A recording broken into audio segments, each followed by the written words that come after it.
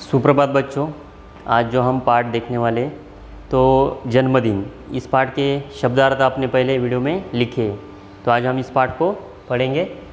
तो देखो, इस पाठ के जो लेखक है प्रेम स्वरूप श्रीवास्तव जी, तो इनका परिचय देखेंगे। जन्म है 11 मार्च 1929, जौनपुर खरीना, रचना है। अब देखो, विविध बाल कहानियाँ, बाल नाटक, लेख रूपक आदि। परिचय देखो, आप पिछले 6 दशकों से साहित्य सृजन से संलग्न हैं और इस प्रस्तुत कहानी में पानी के महत्व को बताकर उसकी बचत की और ध्यान आकर्षित किया है। तो ये जो जन्मदिन है इस कहानी में, पाठ में, तो एक बबलू नाम का लड़का है, वो कैसे पानी की बर्बादी करता है, बिजली की, पानी की। तो इसे कैसे ये सबक सिखाना है, यानी उसे कैसे इसका महत्व हमें बताना है, तो इसके कारण इस पाठ में बताया है। तो देखो, पानी के महत्व को बताकर उसकी बचत कैसी करनी चाहिए, तो इस पाठ में ये बबलू के जो लड़का है उसके माध्यम से यहाँ पे बताया। तो देखो, आज हम इस पाठ को पढ़ेंगे। गर्मी पड़ने लगी थी, धीरे धीरे उसके तेवर तीखे हो चले थे। सूरज आग बरसाने लगा, मगर इन सबसे बेखबर बबलू अपने मन में ही मस्त था। देखो, उसे बाथरूम में घुसे आधा घंटा हो चुका था। शावर के नीचे उसकी धमा चौकड़ी मची हुई थी। अब देखो, गर्मी पड़ने लगी थी, धीरे धीरे उसके तेवर तीखे हो चले थे। सूरज आग बरसाने लगा और गर्मी के वजह से सूरज आग बरसाने लगा था, मगर इस सबसे बेखबर बबलू अपने में ही मस्त था। उसे इसकी खबर थी क्या, नहीं, लेकिन वो अपने ही मन में मस्त था। उसे बाथरूम में घुसे आधा घंटा हो चुका था। देखो, अब वो नहाने गया था और बाथरूम में घुसे उसे आधा घंटा हो चुका था। शावर के नीचे उसकी धमा चौकड़ी मची हुई थी।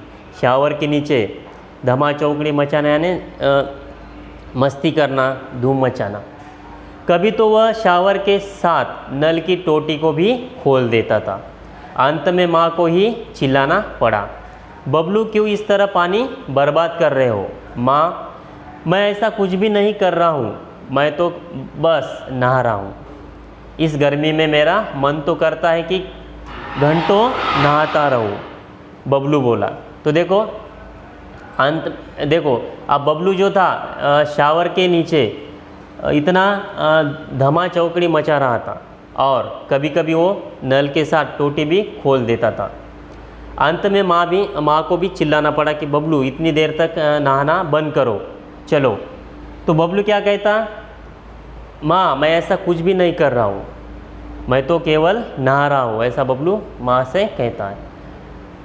आगे देखो, बबलू की इस आदत से उसके माता पिता दोनों परेशान थे। वह मंजन करते समय देर तक पानी बहाता है।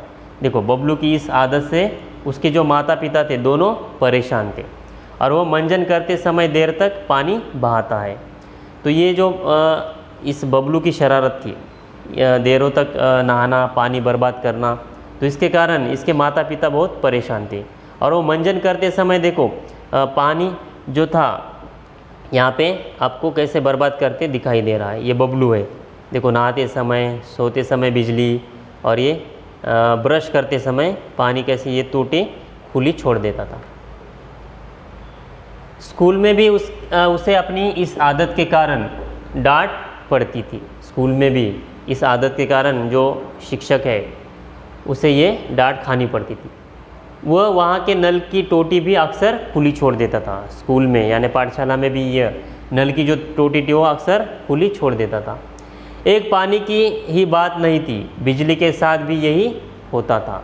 देखो, पानी के साथ वो बिजली के साथ भी ऐसा करता था।